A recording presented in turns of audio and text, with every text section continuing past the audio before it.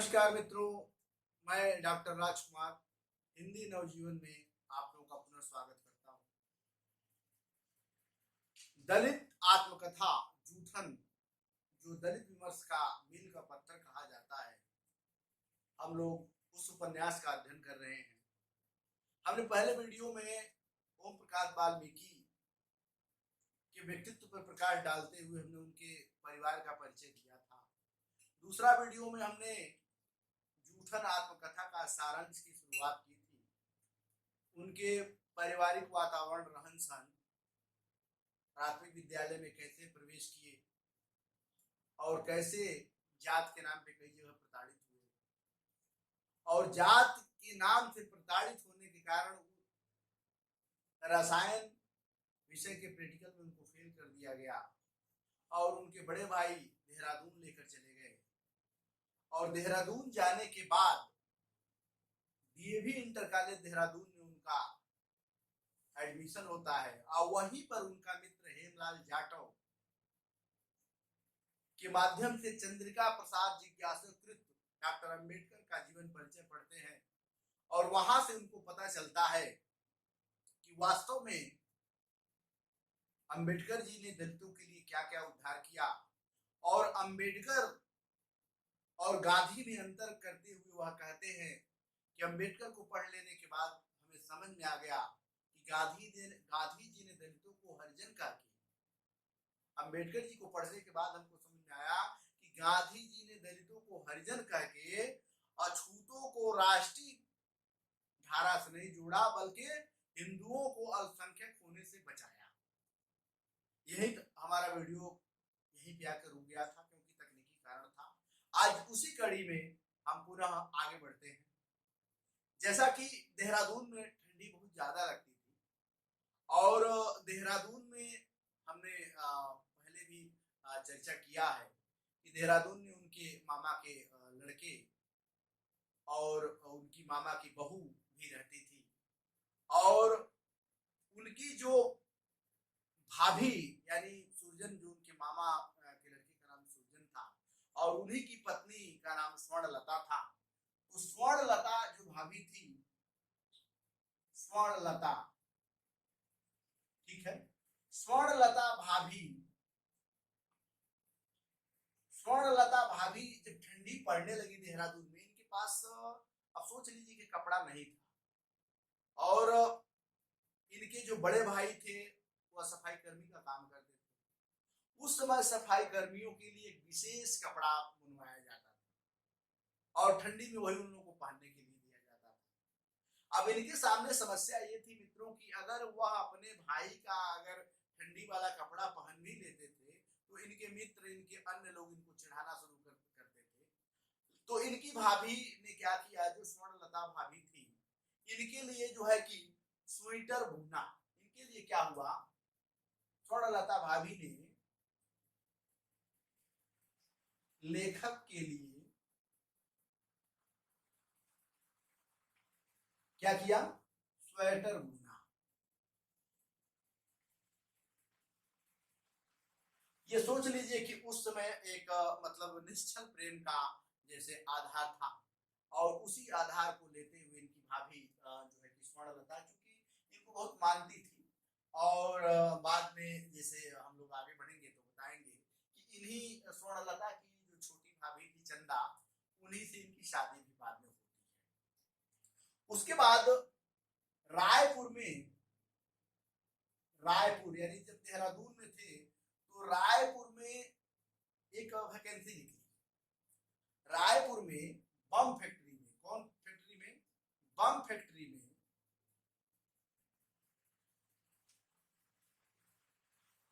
Factory में क्या हुआ कि एक वैकेंसी निकली थी, ठीक है, वैकेंसी निकली थी बम फैक्ट्री में और उसी बम फैक्ट्री में वैकेंसी निकलने के कारण वह उसकी योग्यता क्या थी, जैसे बम फैक्ट्री में जब वैकेंसी निकली तो योग्यता क्या थी, जो योग्यता थी वह थी 10वीं कक्षा पास। 10वीं कक्षा पास, चूंकि ये 10वीं कक्षा पास कर चुके थे, 12 में पढ़ रहे थे, तो जैसे ही इनको पता चला कि जैसे वैकेंसी निकल रही है, कहाँ, रायपुर में निकली है, किस पद पे निकली है, तो 10 पास करने के बाद आप बम फैक्ट्री में भर्ती हो सकते हैं। तो उस बम फैक्ट्री में भर्ती होने के लिए वह क्या किए कि जो है कि पुरुषोत्तम एक इनके मित्र थे। कौन? पुरुषोत्तम नाम था उनका। पुरुषोत्तम इनका एक मित्र था, ठीक है। इसी पुरुषोत्तम मित्र के साथ क्या किए, रायपुर के लिए रवाना हो गए। और रायपुर की रवाना के होने के बाद वहां जो गार्ड था उसने बताया कि आप लोग एक पत्र लिख दीजिए और पत्र लिखने के बाद आप लोग डाल देंगे तो प्रशिक्षण के लिए आप लोगों को अच्छा खासा पैसा मिलेगा। तो उस समय पैसा कितना मिलता था, यानी महीने का 700 रुपया ट्रेनिंग के दौरान मिलने वाला था। कितना? 700 रुपया। जब कहा जाते रायपुर में बम फैक्ट्री में काम करने जाते तो इनको कितना पैसा मिलता? 700 रुपया की महीने की सैलरी उस समय इनको मिलती। अब क्या करते हैं मित्रों कि पुरुषोत्तम दास के साथ ये रायपुर के बम फैक्ट्री के गार्ड के पास गए, वहां से फिर मिले, पूछे कैसे प्रक्रिया है, और फिर उसके बाद इन्होंने रायपुर फैक्ट्री में काम करने के लिए निश्चित बना लिया। और यही से मित्रों इनकी पढ़ाई ब्रेक भी हो गई। मतलब एक दलित जो अभी जात से प्रताड़ित था, लेकिन सबसे बड़ी समस्या थी कि अर्थ का सबसे बड़ा अभाव था, और उसी अर्थाभाव को दूर करने के लिए ये 700 की नौकरी करने के लिए कहाँ चले गए? रायपुर चले गए मित्रों। और किस कंपनी में सबसे पहले बार काम किया? तो बम फैक्ट्री में सबसे पहले काम किया। कौन? ओम प्रकाश वाल्मीकि। जब वह बम फैक्ट्री में काम करने गए मित्रों, अब सोच लीजिए कि उनकी इतनी खुशहाली थी, उनके परिवार में एक अजीब टाइप का जैसे मतलब खुशहाली का माहौल बना हुआ था। और इतना ही नहीं, उनके पिता बड़े प्रसन्न हुए, और इतना ज्यादा प्रसन्न हुए कि मतलब खुशी के मारे अपने आसपास के वातावरण सबसे कहे। और उसी दौरान, ठीक है, उसी दौरान एक कायकों प्रसंग लिखते हैं जो वह बेहद बहुत ही आज भी हम लोगों को सोचने के लिए मजबूर करता है, और हम लोगों के अंग प्रत्यंग या हम लोगों के सांस्कृतिक जीवन का अंग बन गया है। और वह क्या है कि गढ़वाल में एक माता थी, खेरावादनी देवी। गढ़वाल गढ़वाल स्थान पर, ठीक है, गढ़वाल स्थान पर किसका मंदिर था? खेरावदनी देवी। खेरावदनी देवी, ठीक है। खेरावदनी देवी मंदिर का ये चर्चा करते हैं।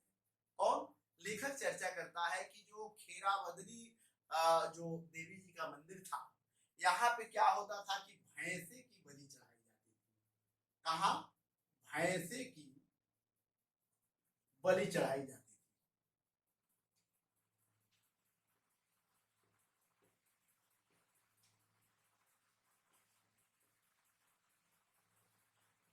बलि देने की परंपरा आज भी है, और कहीं न कहीं जैसे हमारे जो लेखक हैं ओम प्रकाश वाल्मीकि जी हैं, वह मूल रूप से बलि प्रथा के विरोध में है। वह जैसे क्या बोलते हैं, जैसे समर्थन में नहीं है कि बलि प्रथा हो। वास्तव में जैसे अगर बलि भी मित्रों थोड़ा सा आप लोग ध्यान दीजिएगा कि जो हमारी परंपरा है, या हिंदू की परंपरा हो या मुस्लिम की परंपरा हो, दोनों में बलि का जैसे हम लोगों को देखने में मिलता है। वहां यह है कि कुर्बानी हो जाती है, यहाँ बलि हो जाती है, लेकिन बात वही है। कभी कभी मित्रों आप लोग सोचिएगा कि जो निरीह जीव है, कौन? निरीह जीव है, निरीह जीव, ठीक है, अहिंसक जीव,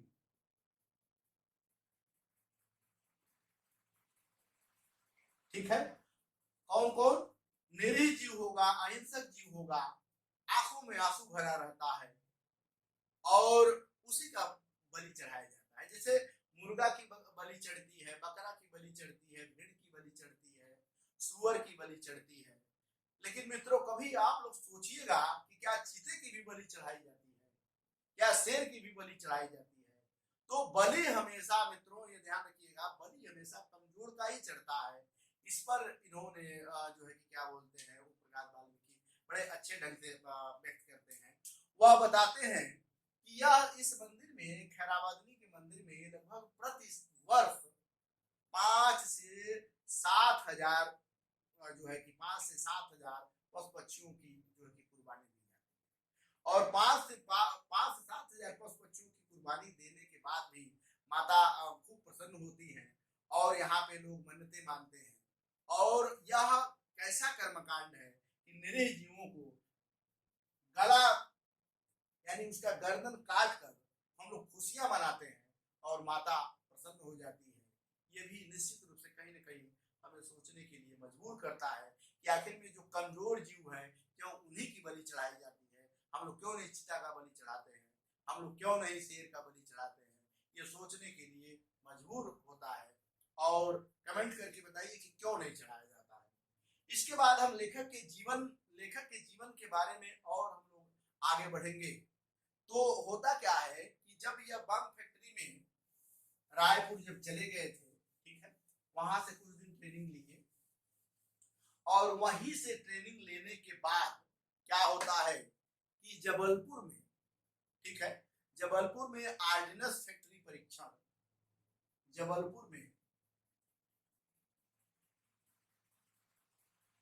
जबलपुर में 2 वर्ष के लिए, ठीक है, जबलपुर में 2 वर्ष के लिए आर्डिनेंस फैक्ट्री परीक्षण के लिए इनको जाना होता है।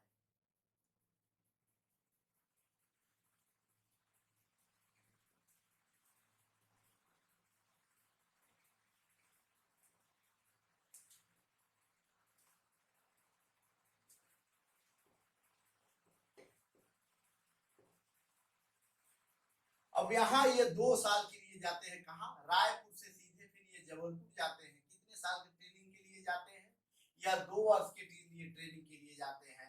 आर्डिनेंस फैक्ट्री परीक्षण 2 साल का ट्रेनिंग था, उसके लिए बेकायदे जैसे परीक्षा हुई थी, एक परीक्षा हुई थी। उस परीक्षा में जो है कि लेखक पास होता है और लेखक पास होने के बाद फिर जो है कि क्या बोलते हैं, वह परीक्षा के लिए जाता है।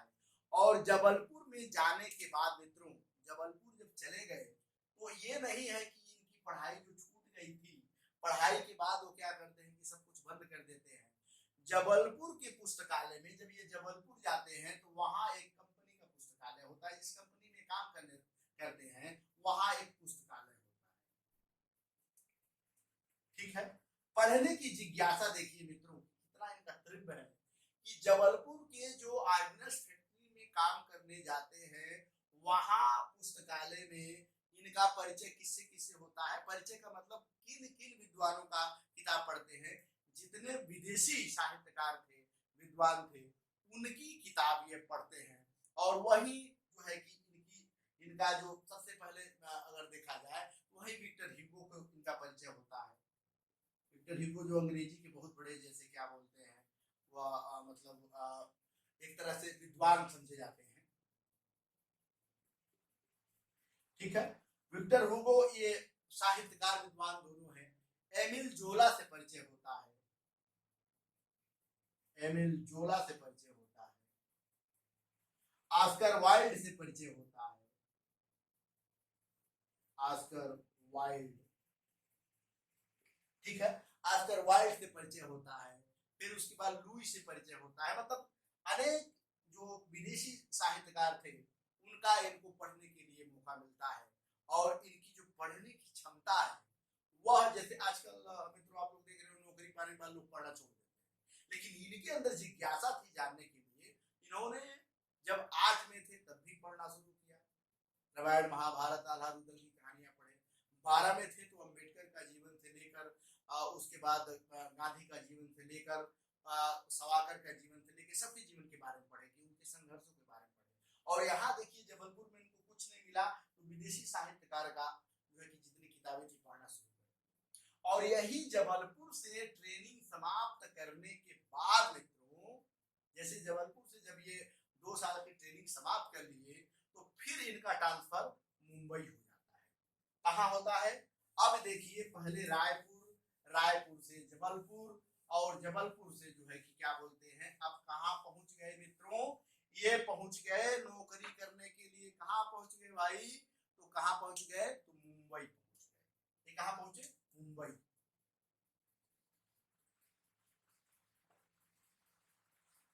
ठीक है,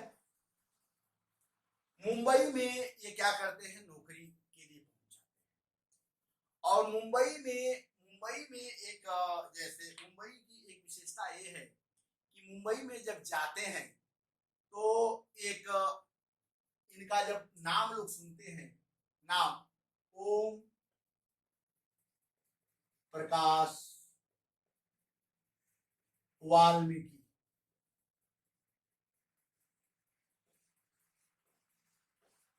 ठीक है, मुंबई में इनका जब लोग नाम सुनते हैं, क्या नाम है आपका? ओम प्रकाश वाल्मीकि। अब वहां मित्रों भ्रमवश लोग क्या होते हैं, जैसे इनका जो है कि सरनेम वाल्मीकि समझते हैं, जैसे लोग सुनते हैं कि क्या है भैया, क्या सरनेम है? वाल्मीकि। तो जैसे मुंबई में वाल्मीकि जो जिनका सरनेम लगा रहता था वो ब्राह्मण समझे, तो इनको अधिकांश लोग क्या समझ लिए, ये क्या है? ब्राह्मण है। सरनेम सरनेम के कारण, ठीक है, इनको ब्राह्मण समझे जाने लगा।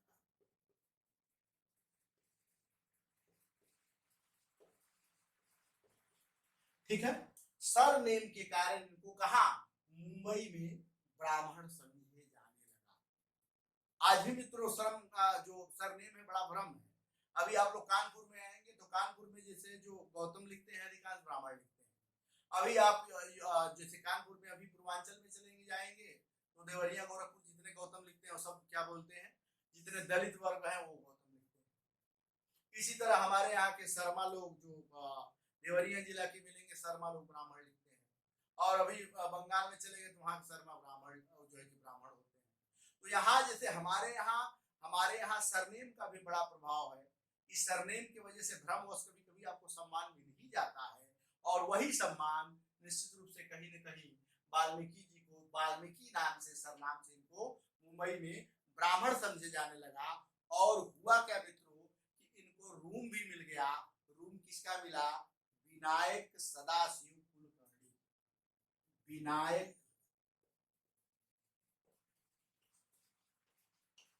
सदा शिव कुलकर्णी, ये मुंबई में इनको रूम देने वाले थे, या यह कह सकते हैं कि विनायक सदाशिव कुलकर्णी के घर इनको रहने का चांस मिला। इनको इनका जैसे ये लोग जात नहीं पूछ पाए भ्रमवश। और हुआ क्या कि जो इनके मित्र थे, ठीक है, इनके मित्र थे जो एक पाटिल मित्र थे, और वही पाटिल मित्र ने यहाँ रूम दिलवाया। और इन्हीं विनायक सदाशिव की छोटी लड़की, कौन? छोटी लड़की, ठीक है, सविता, याद रखिएगा सविता। क्योंकि थोड़ा सा स्मार्ट थे, नौकरी पा गए थे, शरीर बनाए अपना हट्टा कट्टा, सुंदर दिखने लगे। और सुंदर दिखने के बाद क्या हुआ कि जो सविता था, सविता का दिल ओम प्रकाश पे आ गया।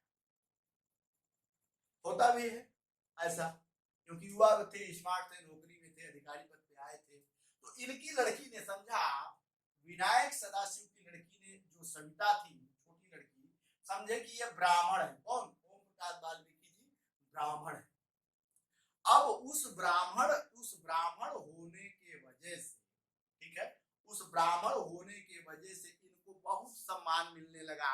और इतना ही सम्मान नहीं मिला मित्रों, ये भी सम्मान मिला कि इनको, इनकी जो पत्नी थी, विनायक सदाशिव कुलकर्णी की जो पत्नी थी, उनकी पत्नी बहुत मानती थी और अपने बेटी की तरह मानने लगी। और बेटी तरह की मानने का मतलब ये था कि ये इसलिए मानती थी कि ये ब्राह्मण है, इसलिए नहीं मानती थी कि ब्राह्मण नहीं है, इसलिए मानती थी कि ब्राह्मण है। ठीक है, अब सविता इनका प्रेम काफी धीरे धीरे समय के साथ प्रगाढ़ होने लगा। और प्रगाढ़ होने के बाद क्या हुआ कि एक दिन बातों बातों में इनका जो पाटिल मित्र था, ठीक है, पाटिल ने कहा, यार कभी पूछ लो जो सविता है क्या तुमसे रियल प्रेम करती है, और अगर रियल में प्रेम करती है, वास्तव में प्रेम करती है, तो एक काम करो कि उसका अपने सरनेम का मतलब भी समझा दो कि सरनेम का मतलब क्या है, तब वह बात समझ जाएगी। अब एक दिन नदी के किनारे, मतलब वहीं एक पार्क था, वहीं पे मिलने जाते हैं कौन कौन, सविता और ओम प्रकाश वाल्मीकि, दोनों लोग मिलने जाते हैं। और जब मिलने जाते हैं, ठीक है, मिलने जाते हैं तो होता क्या है, मिलने जाते हैं तो होता क्या है कि जैसे बात बात में कहते हैं कि तुम मुझे समझती हो कि मैं किस जात का हूं, तो कहती है जात क्या लेना देना, नहीं फिर भी सरनेम का मतलब तुम जान लो। कहती मैं जानती हूं कि तुम ब्राह्मण हो। तब कहते नहीं नहीं, प्रेम में तुम्हें मैं भ्रम में नहीं रखना चाहता हूं, मैं सही बात हूं कि मैं वाल्मीकि, मैं चूहड़े परिवार से हूं, मैं दलित हूं। और जैसे ही दलित वह कहते हैं कि मैं चूहड़े परिवार से हूं, दलित हूं, अब बिल्कुल वह प्रेम का जो नशा था, जात रूपी जो कटार चली प्रेम के बीच में, दोनों लोग इतने खंडित खंडित हो गए कि प्यार एक ही मिनट में गायब हो गया। और आज भी कई इस तरह की वारदातें सुनने को मिलती है, जहां छोटी बिरादरी बड़े बिरादरी की जब लड़का लड़की आपस में प्रेम करते हैं तो कई हत्याएं भी हो जाती है, बदमे भी चलते हैं, ये भी सच्चाई है। तो होता क्या है कि जैसे जब वह सविता को पता चलता है कि यार वाल्मीकि तो केवल सरनेम है लेकिन ये तो दलित है, तो वह वाल्मीकि से कहती है, सविता सविता कहती है कि एक काम तुम करो, यह बात मेरी माता पिता को ना पता चले कि तुम दलित हो, और यह अगर पता चलेगा तो लोग बड़े दुखी होंगे। और फिर क्या होता है मित्रों कि सविता हमेशा के लिए, ठीक है, वाल्मीकि को छोड़कर चली जाती है। कहाँ चली जाती है? अपने माता पिता के बाद। और फिर इन दोनों का मुलाकात कभी नहीं होती है। जो प्यार में दिल धतूरा हो गया था, वह जात का नशा होने से ही सब पूरा हो गया, यानी खत्म हो गया, नष्ट हो गया। अब इनको कुछ दिन वाल्मीकि क्या किए कि जब सविता से प्रेम से छूटे तो कुछ दिन दुखी रहने लगे। और जब दुखी रहने लगे, ठीक है, दुखी रहने लगे तो होता क्या है कि दुखी होने के कारण ये नाराज थे। तो फिर जो इनका मित्र पाटिल था, इनका मित्र पाटिल, पाटिल ने कहा, किससे? ओम प्रकाश वाल्मीकि से कहा कि बामनों का पूरा दर्शन झूठ और धोखे पर आधारित है। बामनों का पूरा दर्शन, बामनों का पूरा दर्शन झूठ और धोखे पर आधारित है। झूठ और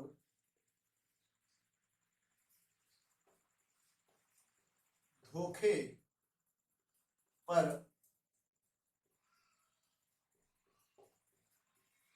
आधारित है।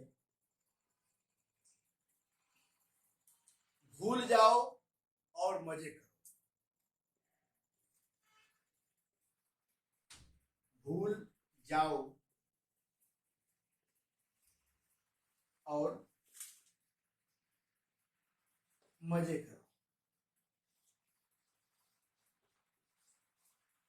ये किसने कहा था? पाटिल ने कहा था। पाटिल कौन था? इनका मित्र था वाल्मीकि का। कब कहा था? जब ये सविता के प्यार से बिछड़ गए थे, दुखी रहने लगे थे, उसी दौरान पाटिल ने कहा कि बामनों का पूरा दर्शन, ठीक है, झूठ और धोखे पर आधारित है।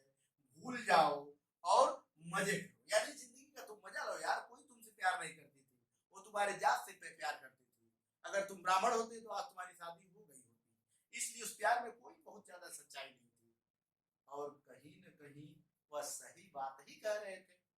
उसके बाद होता क्या है मित्रों आप लोग शॉर्ट स्क्रीन ले लीजिए अगर लेना चाहें तो, ठीक है, क्योंकि ये बार बार नेट जियारत में पूछा भी गया है, अन्य परीक्षाओं में भी पूछा जाता है।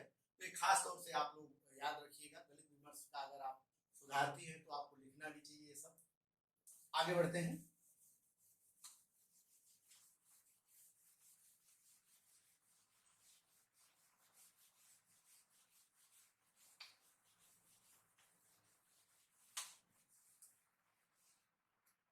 अच्छा, एक तो दलित का लड़का नौकरी पा गया। अरे भाई, जब दलित का लड़का नौकरी पा गया तो शादी की चर्चा काहे ना हो?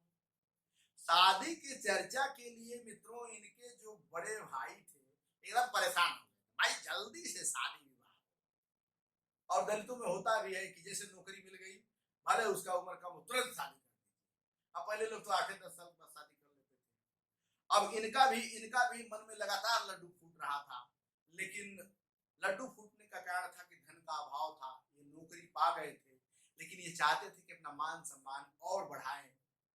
और कई शादियां आई, उन्होंने ठुकरा दिया। लेकिन जो इनके इनके जो अच्छे समय की जो दोस्त थी, और दोस्त कह सकते हैं तो कोई और दोस्त नहीं थी, बल्कि जो स्वर्णलता भाभी थी, इनकी इनकी मामा की बहू स्वर्णलता भाभी, ठीक है। स्वर्णलता भाभी की छोटी बहन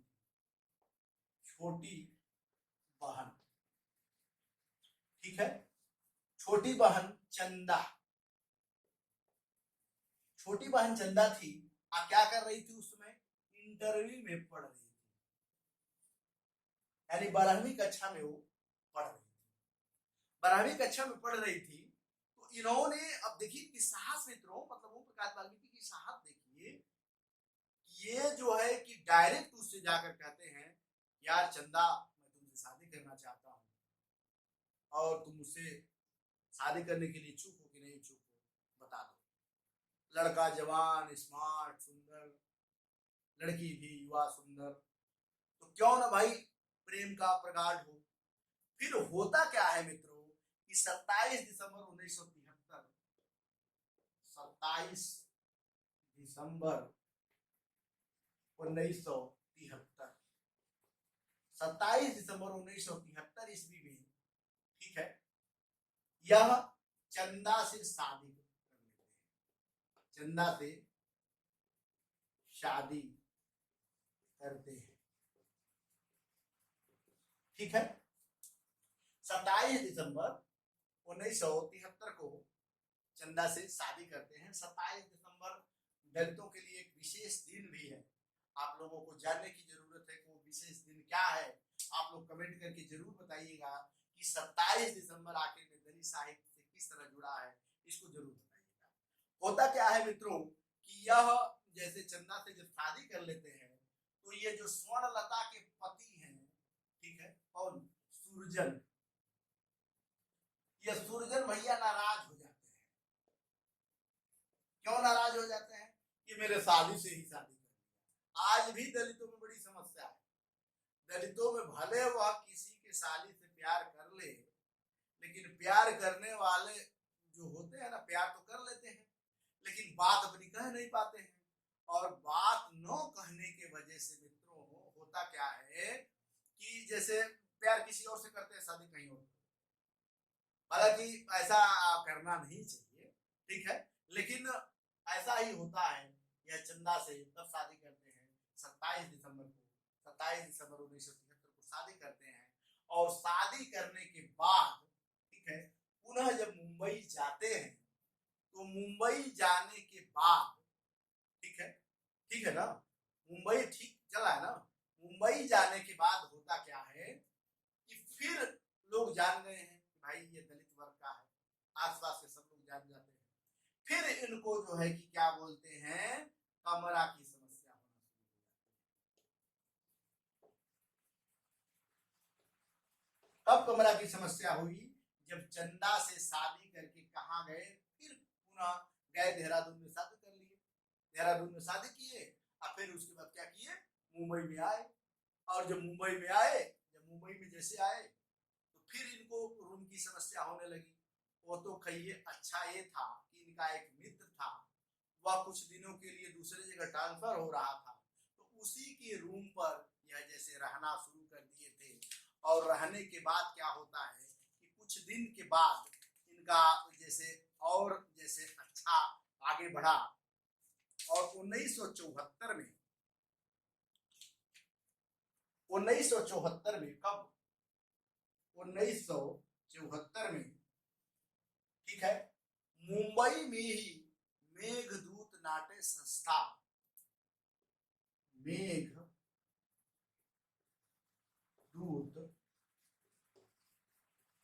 नाट्य संस्था, मेघदूत नाट्य संस्था की स्थापना 1974 में ओम प्रकाश वाल्मीकि करते हैं।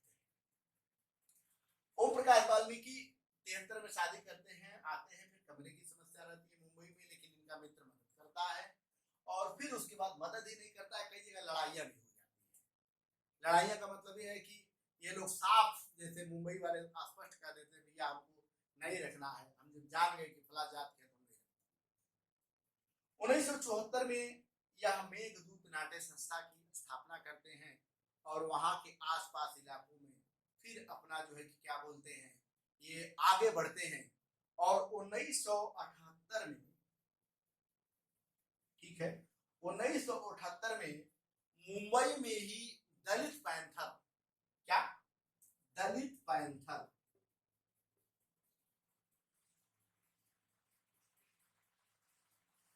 दलित पैंथर एक संस्था थी जो दलितों द्वारा बनाई गई थी।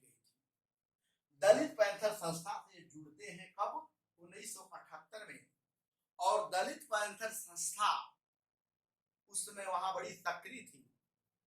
और मित्रों सक्रिय होने का कारण क्या था कि सही मायने में देखा जाए तो मुंबई में ही दलित जागरण की शुरुआत हुई, क्योंकि हमारा जो दलित विमर्श है वह मराठी साहित्य से ही होकर हिंदी साहित्य में आया है। ये भी आपको ध्यान रखना है, बड़े महत्वपूर्ण प्रश्न है कि जब जो दलित विमर्श है कहां से शुरुआत हुआ, मराठी साहित्य से दलित विमर्श का शुरुआत हुआ, ये भी नोट करने की जरूरत है। 1978 में जब ये दलित पैंथर से जुड़ते हैं तो उस समय एक और बहुत बड़ा जैसे नाटक शुरू हुआ था। क्या नाटक शुरू हुआ था मित्रों, ये जानने लायक है।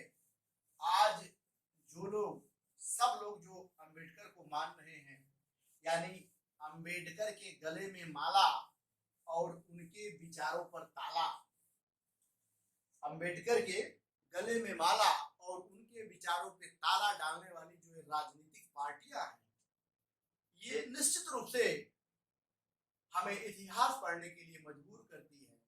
उस समय मुंबई में विश्वविद्यालय था, मराठावाड़ा विश्वविद्यालय, मराठवाड़ा विश्वविद्यालय,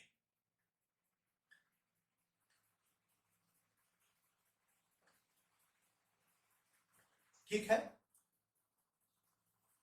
इस जो मराठवाड़ जो विश्वविद्यालय था, मराठवाड़ विश्वविद्यालय, इसका नाम बदलकर,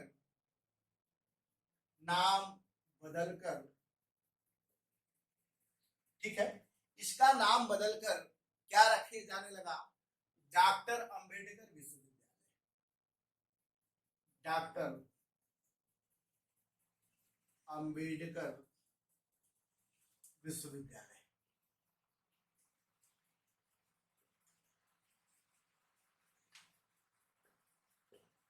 ठीक है। अब ये जो मराठावाड़ विश्वविद्यालय था, नाम क्या बदल कर रखा, कौन बदल रहा था, सरकार बदल रही, सरकार जो मुंबई की सरकार थी, ठीक है, उसने नाम बदला क्या, डॉक्टर अंबेडकर विश्वविद्यालय। अब सोच लीजिए कि इस खाली विश्वविद्यालय का नाम बदलने के लिए, हालांकि भारत में तमाम तरह की कस्तूरबा गांधी की कॉलेज चल रहे थे, इंटर कॉलेज चलते हैं, डिग्री कॉलेज चलते हैं, तमाम जो कभी शिक्षा के नाम पे कभी जिनका नाम भी नहीं आया उनके नाम से भी विश्वविद्यालय चलते हैं, जिनका कोई विचार नहीं है उसके नाम से भी विश्वविद्यालय चलते हैं। लेकिन जो ज्ञान के प्रतीक है मित्रों, यानी अंबेडकर को ज्ञान का प्रतीक कहा जाता है। और इनके नाम से विश्वविद्यालय जब खुला, कहा गया कि जो मराठवाड़ विश्वविद्यालय, इसका नाम बदलकर हम लोग क्या रखेंगे। कौन कहा? सरकार ने कहा कि जो मराठवाड़ विश्वविद्यालय, इसका नाम बदलकर हम लोग अंबेडकर विश्वविद्यालय रखेंगे। पूरा मित्रों बता रहे हैं कि पूरा महाराष्ट्र में सांप्रदायिक दंगे फैल गए, लड़ाइयां होने लगी, झगड़े होने लगे। जितने जो सवर्ण थे वो दलितों को पीट पीट कर मारना शुरू कर दिए वहां पे मित्रों। सोचिए क्या दशा है। जो ज्योतिबा बाई फूले स्त्रियों के शिक्षा के लिए जीवन भर अपना त्याग किया, सावित्री बाई फूले, उसका नाम कोई नहीं जानता है, कोई स्त्री नहीं जानती है। हमें लग रहा है कि अगर 1 लाख स्त्री पढ़ी होंगी तो मात्र 1000 स्त्री जानती होंगी कि हम जिनकी वजह से पढ़ते हैं वो सावित्री बाई फूले और ज्योतिबा बाई फूले की देन है। उसी तरह अगर जो हिंदू कोड बिल पढ़ा होगा, वो दलित और ओबीसी और महिलाएं, चाहे सवर्ण की महिलाएं हो चाहे दलित की महिलाएं हो, आज जो महिलाओं को अधिकार मिला है मित्रों, वो निश्चित रूप से केवल अंबेडकर जी की देन है। और उस अंबेडकर जी के नाम पर जैसे विश्वविद्यालय रखा गया, पूरा मुंबई में बवाल मच गया, सांप्रदायिक दंगे फैल गए। जो आज जोर जोर से चिल्लाते हैं, कहते हैं कि सब लोग हिंदू हैं। उसी समय यही जो लोग, सब लोग कहते हैं कि सब लोग, यही विरोधी दल था, कोई दूसरा नहीं था। और लोगों ने कहा कि एक अछूत के नाम पर विश्वविद्यालय रखा जाएगा। बताइए, जो अंबेडकर भारत का संविधान रचा, उस अंबेडकर के नाम पर विश्वविद्यालय रखने में कितने बवाल पैदा हुए। और उस बवाल में सहभागी कौन बने? ओम प्रकाश वाल्मीकि। ओम प्रकाश वाल्मीकि,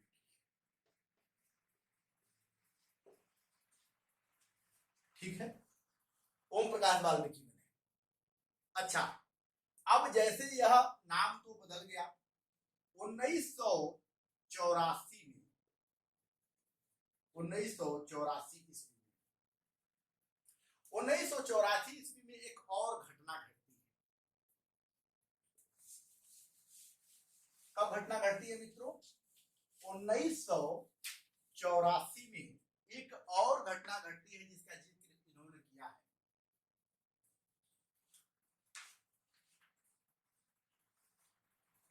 ठीक, जैसे 1984 में क्या घटना घटती है कि ये जो है कि 7वीं कक्षा में, 7वीं कक्षा में,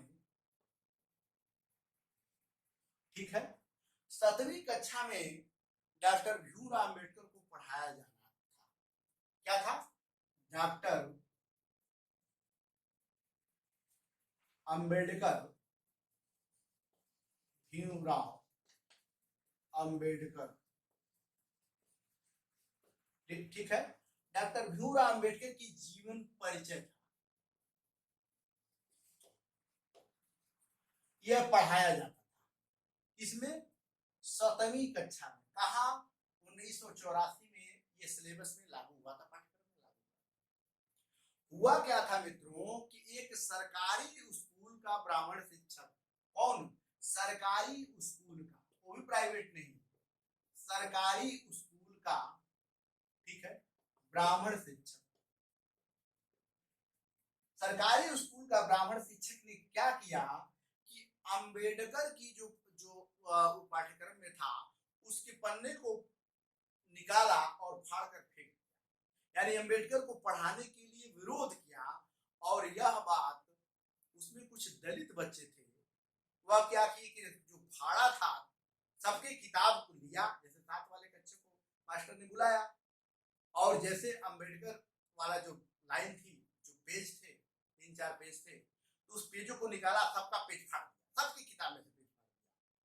उसमें कुछ दलित बच्चे थे, और उन दलित बच्चों ने क्या किया, कि अपने अपने गार्जियन को फाड़ा हुआ ले जाकर दे दिए, ठीक है। और जैसे ही पाठ्यक्रम की प्रतियां जब फटी हुई मिली और दलित पैंथर जो उसमें सक्रिय दलित वर्ग के लिए काम कर रहा था, जब देखा कि ब्राह्मण वर्ग द्वारा यह फाड़ दिया गया है, तो फिर क्या था, पूरा भयंकर विरोध हो गया। और विरोध का मतलब ये था, ये हुआ कि उस शिक्षक की गिरफ्तारी हो, लेकिन शिक्षक की गिरफ्तारी नहीं हुई, लेकिन उसमें कई दलित मारे गए, पीटे गए, ये जरूर हुआ। ये 1984 की घटना का जिक्र जूठन में ओम प्रकाश वाल्मीकि करते हैं। अच्छा, फिर उसके बाद मुंबई की वेश्यावृत्ति की चित्रण।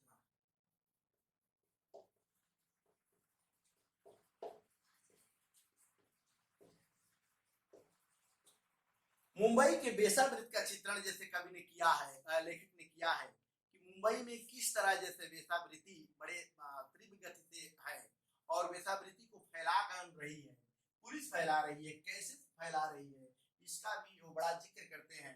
लेकिन ये भी सोचने के लिए हमको मजबूर करते हैं कि आखिर में जैसे ये जो महिलाएं हैं, लड़कियां हैं, अगर वेश्यावृत्ति कर रही है तो उसके पीछे कौन सभ्य समाज है जो वेश्यावृत्ति करा रहा है और कौन सभ्य समाज उस वेश्यावृत्ति के लिए जा रहा है। वह लिखते हैं कि एक मेला है, काफी बड़ा मेला लगता है और वह धार्मिक वातावरण का मेला है। वहां काफी संख्या में स्त्रियां आती हैं जो धंधा करती हैं। पुलिस जानती है कि ये धंधा करती है, फिर भी पुलिस उससे पैसा लेकर काम कराती है, फिर उसको छोड़ देती है। और उसी उसी क्या बोलते हैं जिक्र में एक कुरैशी, क्या नाम था, कुरैशी, इनका मित्र था, ये पुलिस वाला था। ठीक है, क्या था, पुलिस वाला था। ठीक है, ये जो कुरैशी पुलिस वाला था, यह इनका एक मित्र बन गया था। इनका ओम प्रकाश वाल्मीकि का मुंबई का था कुरैशी वाला, और इनका मित्र बन गया था। और इनके इनके साथ इन्होंने कई जगह घूमा भी, टहला भी। लेकिन एक चीज का जिक्र करते हैं कि कुरैशी के साथ एक बार रात में थे। कब? रात में थे। ठीक है, रात में थे और होता क्या है कि एक होटल से लड़का काम करके आ रहा था। ठीक है, होटल से लड़का काम करके आ रहा था, तो उस होटल के लड़के को तुरंत उठाया ये कुरैशी और पूछने लगा, कहां से आ रहे हो?